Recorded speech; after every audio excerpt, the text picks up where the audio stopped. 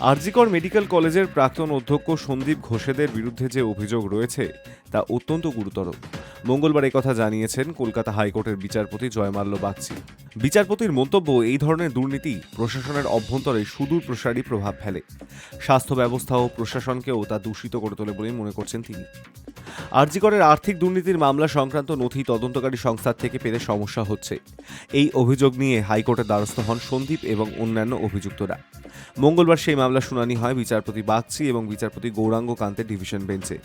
তাতে দুই বিচারপতির বেঞ্চ জানিয়েছে, আদালত মনে করছে এই অভিযোগ আইন মেনে দ্রুত বিচার হলে সাধারণ মানুষের মনে বিচার ব্যবস্থার প্রতি আস্থা বৃদ্ধি পাবে। হাইকোর্ট আরও জানায়, এই মামলায় সরকারি আধিকারিকেরা যুক্ত রয়েছেন। তাদের বিরুদ্ধে অভিযোগের দ্রুত নিষ্পত্তি হওয়া প্রয়োজন। যত তাড়াতাড়ি সম্ভব বিচার শুরু করা উচিত।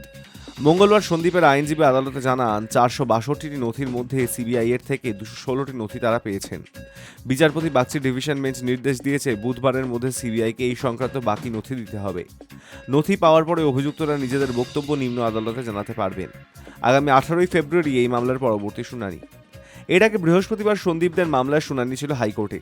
গত শুনানিতে হাইকোর্ট জানিয়েছিল, আরজি করে দুর্নীতির মামলায় চার্জশিট সিবিআই দপ্তর থেকে আনিয়ে পড়ে দেখতে পারবেন সন্দীপ ঘোষ সহ অন্যান্য অভিযুক্তরা। তাদের সেই সময় দেয়া হবে। আদালত গত শুক্রবার জানায়, সন্দীপদের চার্জশিট সংক্রান্ত প্রয়োজনীয় নথি দিতে হবে সিবিআইকে।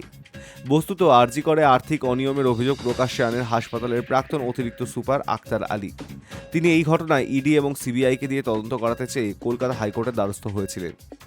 প্রাক্তন ডেপুটি সুপারের অভিযোগ, বিভিন্ন সময় চিকিৎসা সরঞ্জাম কেনার নামে টেন্ডার দুর্নীতি হচ্ছিল আরজি করে। হাসপাতালের প্রাক্তন অধ্যক্ষ সন্দীপের বিরুদ্ধে অভিযোগ, তিনি ঘনিষ্ঠদের টেন্ডার পাইয়ে দিয়েছিলেন।